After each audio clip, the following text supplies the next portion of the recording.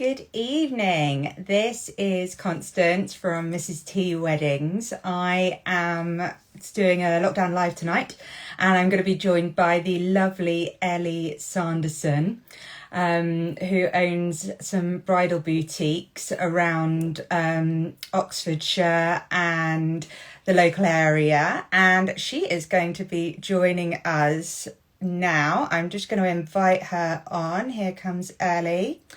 So Ellie has a couple of bridal boutiques. I'm going to be asking her all about them, all about bridal fashion at the moment, and all the things we're seeing changed. Hi, how are you? I'm very good. Look at those earrings. Those are my Victoria Percival sparklies. Oh, beautiful. We spoke just before and Ellie said she was putting on some glam jewellery. So I looked at what I had and I was like, oh, going lips instead. I noticed the lips. You look fabulous, darling. Big red lips for Christmas. It may be November, but Christmas already. How are you? I'm fabulous. Yeah, I'm really good. I'm kind of busy and enjoying kind of not having the pressure to be outside doing things, actually, which is probably a terrible thing to say. But no, it's good. Getting lots of planning done for lots of my couples, which has been really nice. How about you?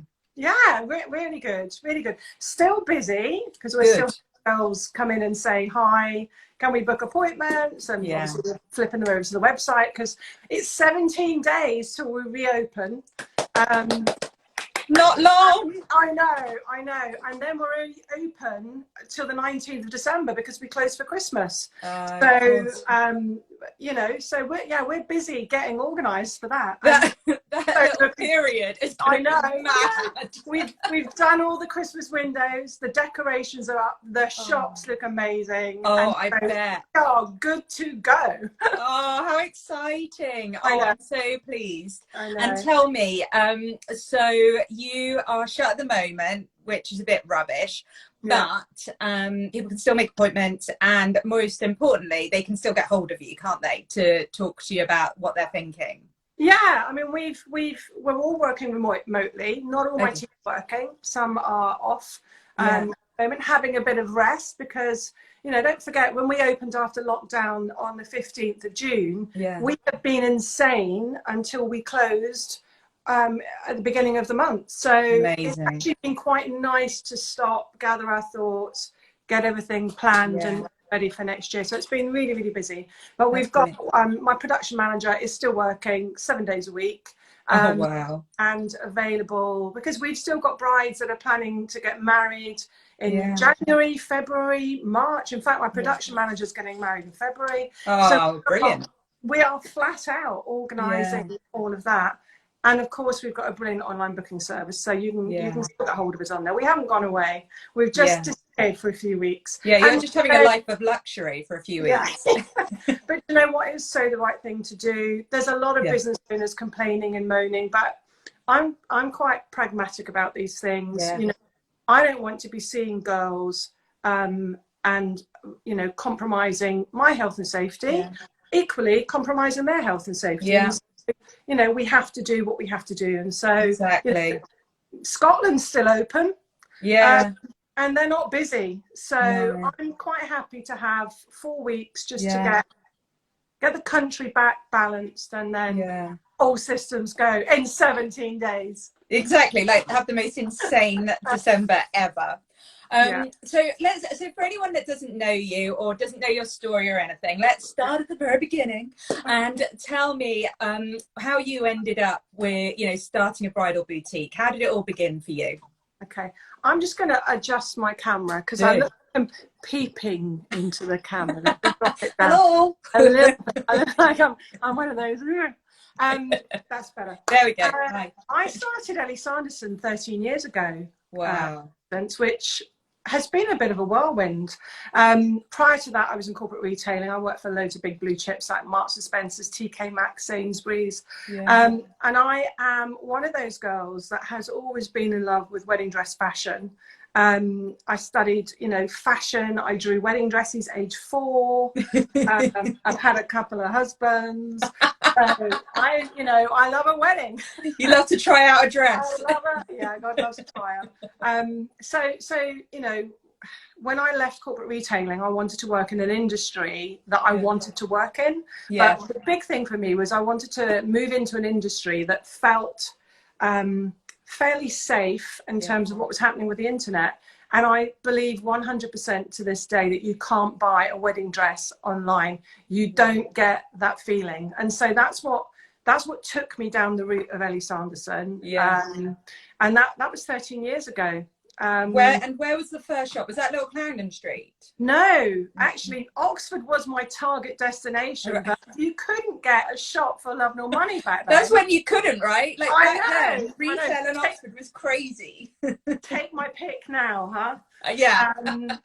But no, so I was out driving one day, feeling a little bit bitter that I couldn't get a shop in Oxford, and I stumbled across Beaconsfield, which I love and adore, and I know it really well because I grew up in Pinner. And just in between. Yeah, and there was this little shop on the corner. It is the perfect location. The perfect little shop. Yeah. Number 1, London End, and it was a cookery shop, and the ladies that owned it were retiring, and I thought, you know what? This is going to be my shop. Yeah. And I made it happen. Amazing. But you know, I'm not one of those. There are a number of retailers, you know, and forgive me if you're one of them, that, you know, decide to open a shop near where they live because it works for them and work-life balance. You know, I was living in London when I did this. So opening a shop in Beaconsfield, I had an hour and a half commute a day to get to it. And then I moved house eventually when I opened Oxford, Little Clarendon Street, 2.5 years later. So for me, it's very close to my heart because I grew up on Kingston Road, and so right next to Little Clarendon Street. Yeah. And my uncle and aunt live in Beaconsfield. So every part of my life has you on a corner or on the street that I walk down.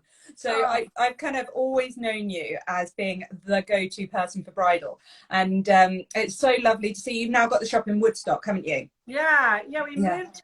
I decided to move out of Oxford, which was a bit heartbreaking. But when they developed the Westgate and there was massive problems getting into town and out of town, my brides couldn't get to me. And I thought, you know, business is now 10 years old. People know us. Do I really need to be in prime retail space, bang in the middle of a city centre? And I thought, I don't. And moving to Woodstock was the best thing that I ever did because it's the studio I've got there, I absolutely adore. It's great space. It's bang in the middle of Woodstock. It's really private. And my brides love it. That's great.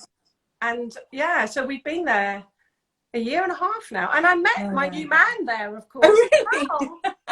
So, you know, it's a winner, isn't it? That's perfect. It was meant to be. I love that. But so Woodstock was meant to be. Love it. Really happy there. And, you know, the nice thing is, Constance, the 2 shops are far enough apart that they don't sort of encroach on each other. And whilst I have the same collections in both shops, they are different styles. You know, the Oxford / Cotswold Woodstock bride is very different to the Beaconsfield bride. Yeah, so you often tell me about this. You often will say to me like, "Oh, that's a Beaconsfield bride. Oh, that's a Woodstock bride." Give us a bit of an insight. Go on, tell us what the difference is. Oh God, I'm scared to say it online. My Beaconsfield brides are sort of more home counties, and they love fashion, but with a classic twist. Yeah. My Woodstock brides are a bit more edgy, bizarrely enough. I think I pull the city centre brides in there. I have a lot of American clients there. Yeah. And they want something a little bit edgy. I sell trouser suits there. Yeah. I sell short dresses there. So just that little bit more edgy because it's nearer the city centre, I think. Yeah. And it's kind of always been that way. And that determines how I buy product. I buy product for 2 shops. Yeah. With that in mind. But that doesn't mean to say those dresses don't go up and down the M40 because they do. They've got a lot of miles on them. Oh yeah, there's a lot of miles. Those dresses do put in a lot of miles. I'm often seen leaving Beaconsfield on a Wednesday with the girls popping dresses in the back going, "This is for so-and-so, she's coming to Woodstock on Saturday." take it with you. So yeah, That's brilliant. I love that. And you're always talking about your girls. How many people work for you? Like, I can't gauge it at all. I had at the start of all of it, not in a normal year. Let's talk about a normal year, because let's pretend this isn't happening. Yeah. A normal year, I have 10 girls. Wow. And I have 2 seamstresses. And you know, that sounds a lot, but they're not all full time. Yeah. They're not full time, and that gives us great flexibility, because we do 6 days a week. So I think there's only 3 of us that are full time. Everybody else is part time. So some girls work on a Saturday and one weekday. Some girls just do a couple of weekdays. Some do a late night and a weekday. So. And you're still in the shop as well, aren't you? Oh, gotcha. You're properly hands-on. It's not like your name's above the door and you're kind of around sometimes. You're there. No, I'm very, and that was one of the reasons I left corporate retailing, because I got to the point where, you know, I got to quite a senior position. And when you get to senior positions, and I'm sure there's girls out there recognizing what I'm about to say, you don't have any client connections anymore. Your job is basically managing 500 staff to manage other things. And so, you know, I have teams of people, teams and teams and teams, and I never see the customers. And I'm thinking, actually, what I love is working with customers. And so now I get to do that. Yeah. And that's never going to change. That's exactly. I don't work in the shops every day. Probably 3 out of 5 days a week I'm in the shops. But you're there, and like, you're hands-on, and you know each dress personally. Like, it's not like you're detached from it at all. No. I think that, you know, that was part of the reason I started Mrs. T as well, is that you get so detached from the reality of what's actually happening that you want to keep it so that you still kind of are touching, you're still living and breathing your business, which I think is so important. Yeah. And absolutely, I mean, you know that you know, you can get to a certain size. People used to say to me, well, when will there be another Ellie Sanderson? And I'd say there's never going to be another Ellie Sanderson, because I will only work with probably a maximum. I managed to work with about 450 brides a year. Wow. And I have, that's a lot. That's a lot. I never used to think it was a lot, because again, corporate retailing, but, you know, that's a lot of girls. And I want each of them to feel they've had a piece of me and my team, and they're looked after all the way down the line. I don't want it to be a faceless brand. Yeah. And I often get brides, you know, the phone will ring and I'll answer it, and they'll go, I say, Ellie Sanderson, you know, Beaconsfield, Ellie speaking. They'll go, what, the Ellie? And I'll go, yeah, that's very one. I think you did that to me. I think when I phoned, I was like, Ellie? Can't be. You answer the phone? Of course I did. I clean the toilets as well, and I make tea. Well, that's what we like to hear. The glamour. Brilliant. And so I guess over all the years that you've owned the boutiques, you've obviously seen a lot of change in how bridal fashion has developed and adapted to whatever situation we're in. Clearly right now, quite dramatically. But historically, what would you say has been kind of the pace at which things change? Because I think some of my brides that are getting married in 2022 get quite nervous, like, is it too soon to look for a dress? Because the fashion might have changed. How quickly does it change? That's a really good question. Thank you for asking that question. Thanks. I picked that one myself. Did you? I'm writing a blog at the moment on each of my designers, and I'm writing about Sassy Holford at the moment. Okay. And one of Sassy's dresses that is one of my all-time favourite dresses, I could still sell today. Yeah. And she's called Samantha, and there's a special place for that dress in my heart. And it's one of those timeless, classic English rose, beautiful, soft English tulle ball gowns. Yeah, that will never date. Yeah. And there's many dresses I have in my collection that I've had for 3, 4, 5 years that maybe I bought a second or third sample just to keep them looking, you know, spot on. But I always used to say wedding dresses are not fashion items, and they're not really, but the fashions do change. Yeah.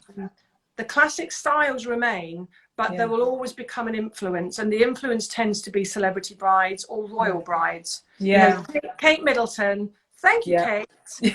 Brought back sleeves. God bless Kate. God bless Kate. She brought back Catherine. Brought back sleeves. Yeah. And until then, it was strapless all the way. And I used to have lots of dresses with sleeves on them and jackets on them, and girls were always too scared to touch them. And then Kate came along and absolutely nailed it with sleeves, and since then it's been a normal thing. And then of course, you know, you look at Megan, and she brought back solid sleeve, and so girls are not afraid now to wear something with a solid sleeve. And she showed how it could be done elegantly, and you know, really and simply. Clean dress. But she absolutely nailed it. Apart from the fit. But this is when it gets catty. The look of that dress was phenomenal, and she brought back into fashion clean, minimal, understated crepe dresses, and I can't get enough of those at the moment. My brides absolutely love them. So brides are still really digging that look. Oh, totally. They're adding their own style. They're adding, you know, 3D veils. They're adding still lace veils, textured veils, applique veils. So they'll modernize it with, you know, big giant 10 mil pearls. So they can, you know, you can improve the stylishness of it. If you want to add a stylish flair and a bit of personality to it, that's what you do. The accessories and the veils are just insane now. Like what you can get is just like, you know, you couldn't have got that 10 years ago. Now it's readily available. We've got tons of different people doing different things that are really bespoke and unique and wonderful. But it really does change, I guess, the value of the detail on the dress, doesn't it? And my designers, you know, I've worked with all of them from the beginning. Suzanne Neville, Sassy Holford, they have been with me for the journey. And you know, looking back over the years at the styles of their dresses and the changes that I've seen, I could still pluck out a dress from Suzanne Neville maybe 10 years ago and go, yeah, she's a winner.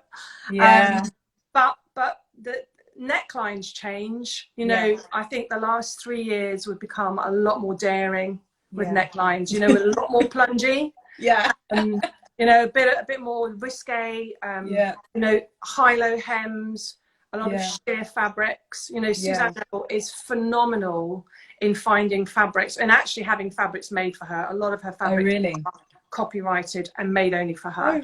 Wow, so, that's amazing. It is. I didn't know that. That's incredible. And it makes them really special because you know that nobody else is going to have something like that. Yeah, exactly. And that's incredible. Sorry? That's really incredible. I had no idea about that. That really kind of adds to the value. For me, like, I love hearing the creativity behind the story, you know, behind the dress or whatever. So that's really lovely to hear. I love that. And the brilliant thing that we have with the relationship that I have with those designers is if I sort of phoned up Sassy or Suzanne and said, look, guys, I've got a bride that needs, you know, she's got a fuller bust. We need to cut the neckline differently. She can't quite imagine what I'm describing to you. Then, you know, more often than not, they'll do me a brilliant sketch of the dress and I'm able to show it to the bride so I can bring it to life. You know, that's why I work with small, independent, real people. As opposed to mass brands where you know, they have their place in this world, absolutely. I don't want to sound like a dress snob, but you know, what I do is about helping a girl have the perfect dress. And every bride that's listening to this will know that the perfect dress doesn't always exist. There's always going to be, I don't like a sweetheart, or I need a sleeve, or actually, you know, the skirt's too big, can I make it slimmer, or can I add tulle? Can I change the fabric to the fabric? So I like the top of this dress and the bottom of that. That's all doable. That's all completely doable with those designers. And my other designer, Jesus Puero, completely doable with them as well. I can change fabrics backwards and forwards. That's brilliant. So you end up with a unique product, and very few, if I say out of my brides that get married here, very few of them have just the dress that's hanging on the rail when they come in. And I love that. It keeps it fresh. Exactly. It means that you're not just churning out the same dresses each time, but every time it's, you know, unique to that bride, which is so special. And that's what we all want. We all want to feel special, right? Yeah, of course. We don't want to be number 50 of the week. Exactly. And individual. Individual. Exactly. And we don't want to go onto Pinterest and we don't want to go onto Instagram and see 10 girls wearing our dream dress. Yeah, exactly. Yeah, I totally get you on that. And so you've mentioned a few of your designers. Tell me about the designers that you stock. So Sassy Holford, Yeah. her dresses are handmade in Taunton. Right. As I said, Sassy's been with me from the beginning. In fact, the day when I got the Beaconsfield boutique, cut a long story short, Sassy Holford, I remember stalking her and driving to Taunton and desperate to have this label in my shop. And I wasn't taking no for an answer. And the day her husband phoned me, I was at Junction 7 on the M40, and he said to me, Ellie, we've decided we'd like you to have Sassy Holford dresses in your shop. I cried. Because, you know, I love that. I was just a random person that wanted to open a wedding dress shop. And these designers just don't supply anybody. They have to be sure that they're going into shops that will uphold their brand values and understand. So yeah, Sassy Holford from the beginning, all handmade in Taunton. Suzanne Neville. Suzanne, I've, you know, again, pretty much from the beginning. Suzanne does a lot of celebrities. You'll see her on Strictly on a Saturday night dressing. Last Saturday it was like the BBC One Suzanne Neville show, wasn't it? Little Mix and Strictly. Little Mix, Tess Daly, Amanda Holden. She dresses a lot of them, and her corsetry is renowned for taking you down a dress size. It's great if you've got curves. You know, again, beautiful special fabrics. Her dresses are all made in on Harrow and Hill. So I've got Jesus Puero, which is my Spanish designer, and I buy them because I absolutely love. They're very Grace Kelly. They're sharp. They're modern. They're cool. They're edgy. Really chic. Totally chic. And got a bit of an attitude, I think, and you've got to be that character to wear one of those dresses. They're just brilliant. They do trouser suits, they do buoyant capes. They're just out of this world, and they're all made in Barcelona. And then my new little label that I've just added to the mix is called Love and Liberty, and they're boho, chilled out, really good price point. You know, they're all under £2,000.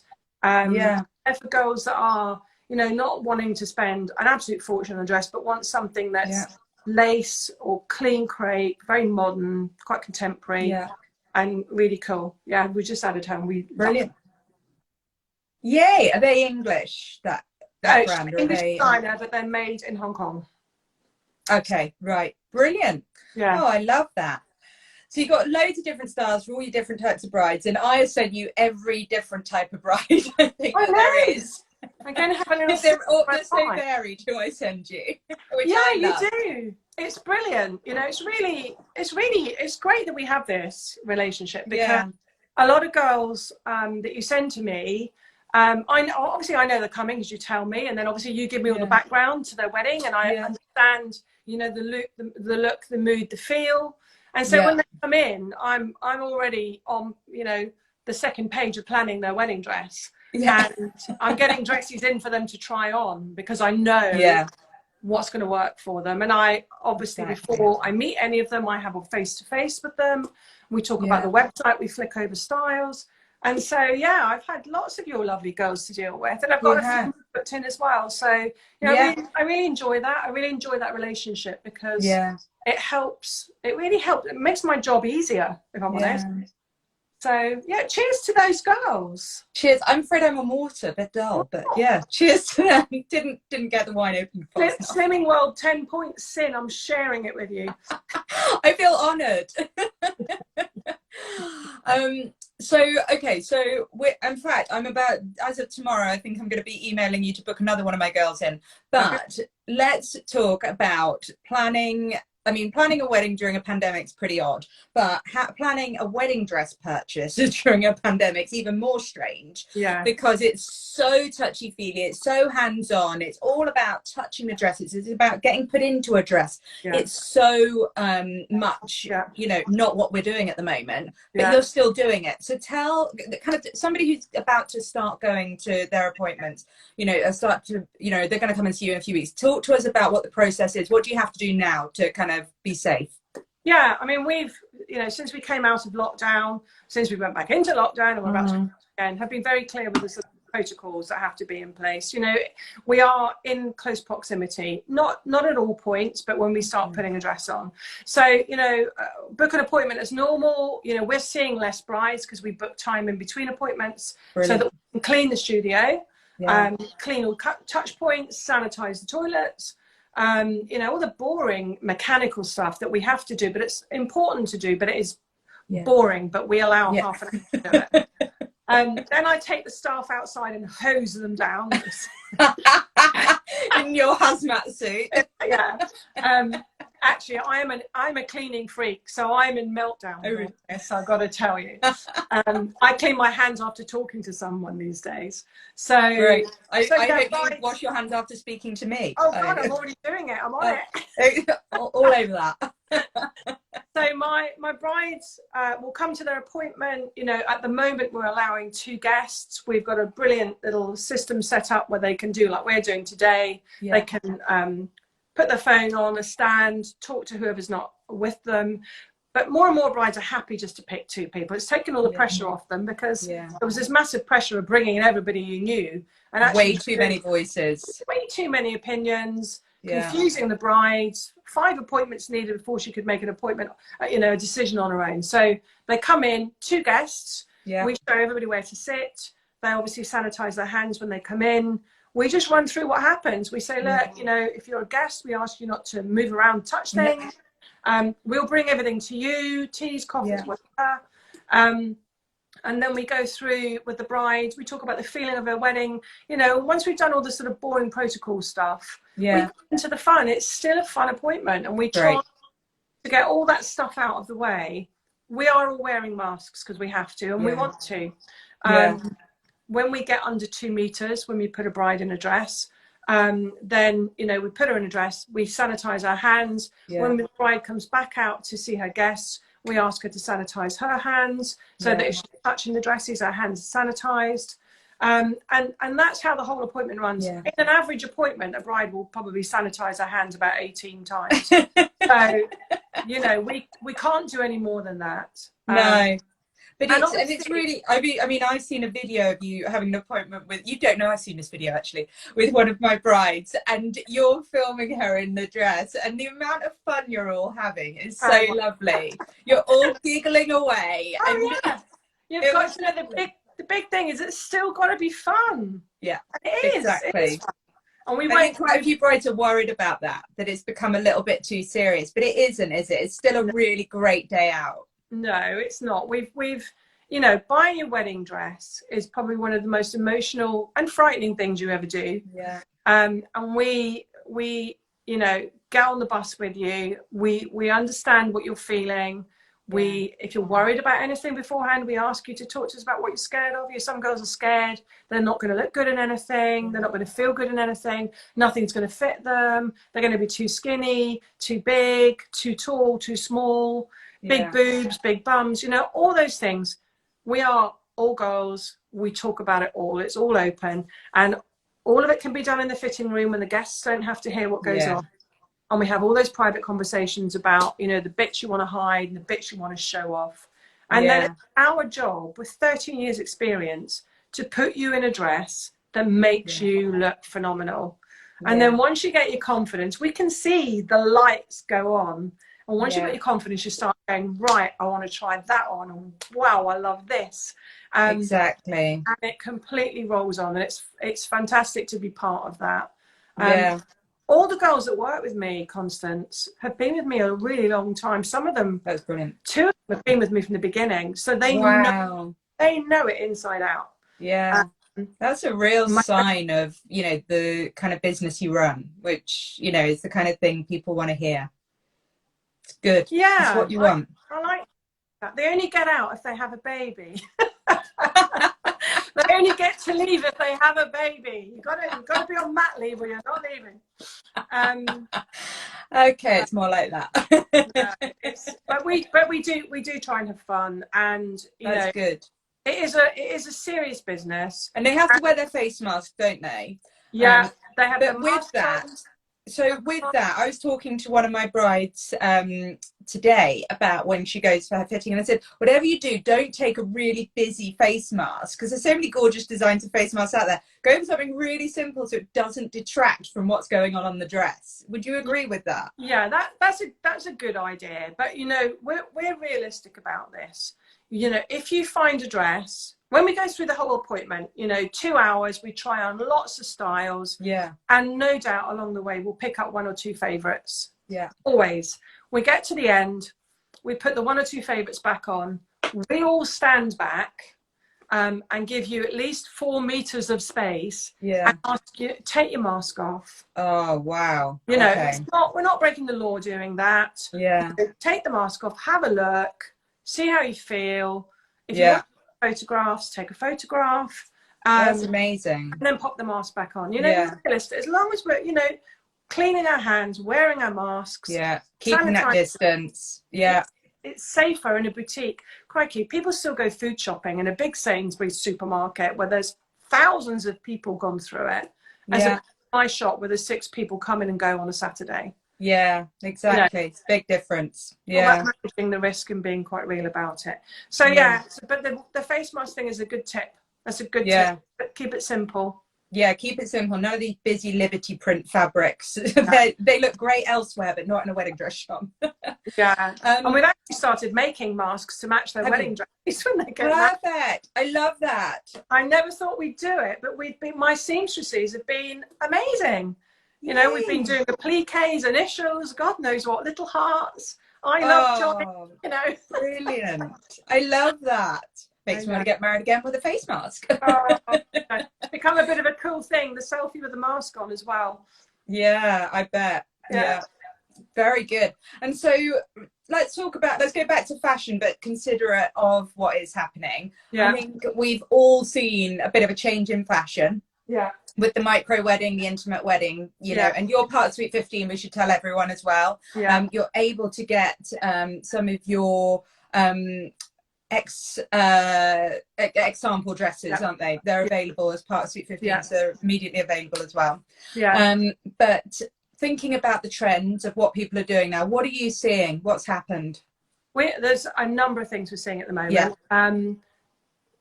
Kick off with Sweet 15, we have a brilliant collection of sample dresses, and those are dresses that have been in the shop, been tried on, and for one reason or another we decide to sell the sample. Those reasons are not because the dresses aren't wanted anymore. Often it's the fabric's not available anymore, or the designer's discontinued the dress. Right. Yeah. Sample on, or in some cases I bought 2 of them, one for each shop. And we decided to keep one, sell one. So those dresses are all under £1,500. Wow. You know, some of them are £900, and a lot of them originally were £2,500–3,500. Yeah. So it's that's incredible. They're fabulous. They're available off the peg, and we can fit them in a heartbeat at the moment. And you've got your seamstresses who can make them fit, right? Absolutely. They don't have to then go and find somebody else to figure that bit out. All done in house. So those dresses, you can see all of the collection on outlet Ellie Sanderson on Instagram. Okay. We don't have a web page for them anymore because we couldn't keep up with that. Yeah, so presumably it's just constantly changing, right? Changes. We sell maybe 2 or 3 a weekend, and then changing the website became laborious. So I said, right, let's just have an Instagram page with all those dresses on it, and that's what we do. So they're perfect. Pop on there, have a look. It tells you the size of the product. It tells you the designer, obviously pictures. And a price, which lots of people kind of get a bit nervous about asking. It's there. Just there. So that's Sweet 15. That's brilliant. And that's really good for girls that decide that do you know what? I am not waiting for next summer. I'm doing it now. Let's just get on with this. Let's get on with life. Let's do it. And so those are available. I bought in recently a phenomenal collection from Suzanne Neville of short dresses. Oh, yay. I know.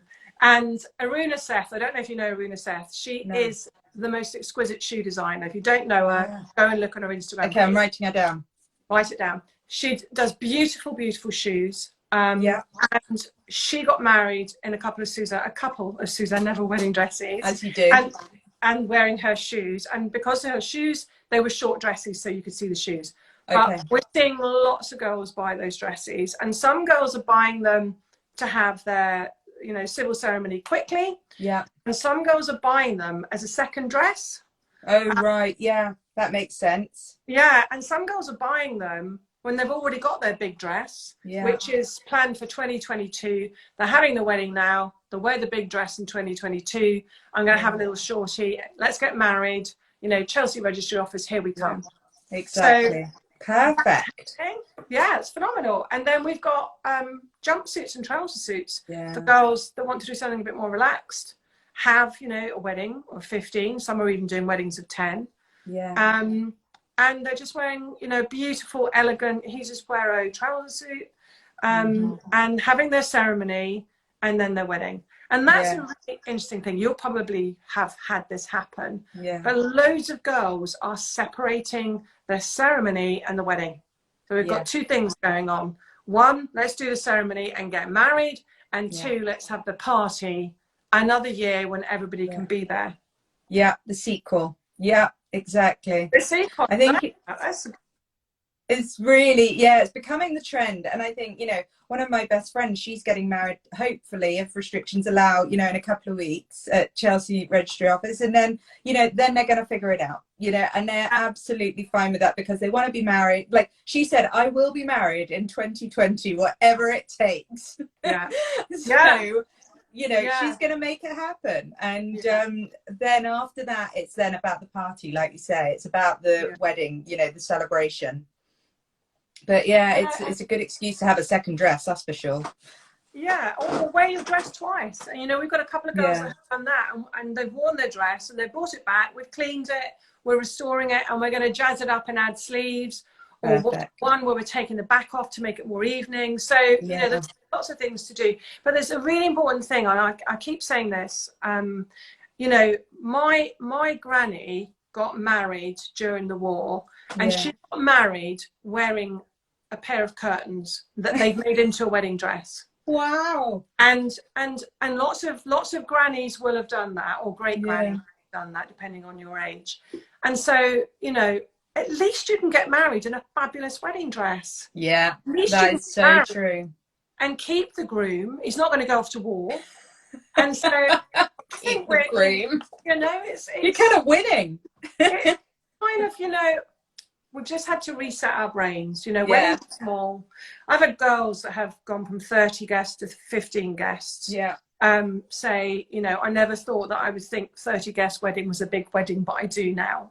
Yeah. You know, and we will get back to that. Definitely. The vaccine's coming. You know, things are looking up. Testing's improving. Everything's moving in the right direction very rapidly, isn't it? Yeah. And I'm feeling really positive. You know, my January diary is busy already. Good. And that's good. That's always a good indicator of how the brides are feeling. They're moving forward. But, you know, we have to be respectful of this virus and watch what we're doing and all of those grown-up things, definitely. Yeah. And I, you know, 100% support all of that. But you can get married in a glorious wedding dress, not your granny's curtains. Yeah. And have a big party down the line. Yeah, absolutely. There's so many opportunities to make it into something really special. It doesn't, just because you're getting, you know, you're doing something small and intimate now, doesn't need to be just because, you know, it doesn't have to be you know, a bit of a letdown. It can still be a wonderful, wonderful day, just with the smaller, you know, the smaller group of you. And I think it's something that we really need to push out there to as many people as possible, because people do need to still get married. But, you know, there's still obviously the need to celebrate. You can't just let the wedding pass you by and not celebrate this huge moment in your life. So we've kind of covered all of those areas. Now, I want to know, I send my brides to you. I send them to other boutiques as well, but they always buy from you. What is it that you do, superstar saleswoman, that makes it so special for your brides when they come in? You know, I don't think it's about being a saleswoman. No, I don't either. I only sell beautiful wedding dresses, and I know every shop thinks that they do as well, but I genuinely I am blessed to work with the UK's best designers, one of Spain's best designers as well, and because of that my job is quite easy. You know, if I didn't have Suzanne Neville, if I didn't have Sassy Holford, if I didn't have Jesus Buero, they probably wouldn't buy from me, because it's, whilst they buy me and my team and the confidence that we have to deliver what they're asking for, and we do, because we've been doing it a long time. Yeah. You know, the great relationships with my suppliers is what it's all about. Yeah. And the product that they buy, you know, they have, it's phenomenal. Yeah. I hate the word wedding dress snob, but I think I might be. I might be. I think you might be a little bit. But I look at all these dresses, and you know, sometimes it's just all white noise for me. Yeah. And then I look at Suzanne Neville, and I just die. I just die. I've got 45 of her dresses in my shop. You know, I love them. And you know, and Sassy Holford as well. You know, she's got amazing collection this year. With beautiful puff sleeves with big cuffs and lots of buttons. All the stuff, you know, polka dots, all the things that I wear at the moment that we're all going, you know, we really want this look.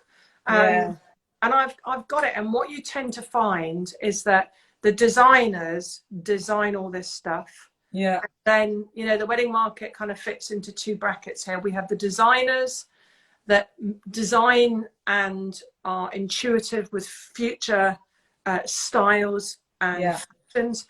And then we have the manufacturers that kind of do a version of what the designers have done 6 months down the line.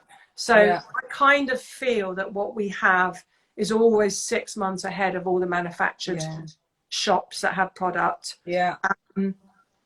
And I think that's what does it, you know. Yeah. I think that's what does it. So I feel very lucky to have great designers. That's so good.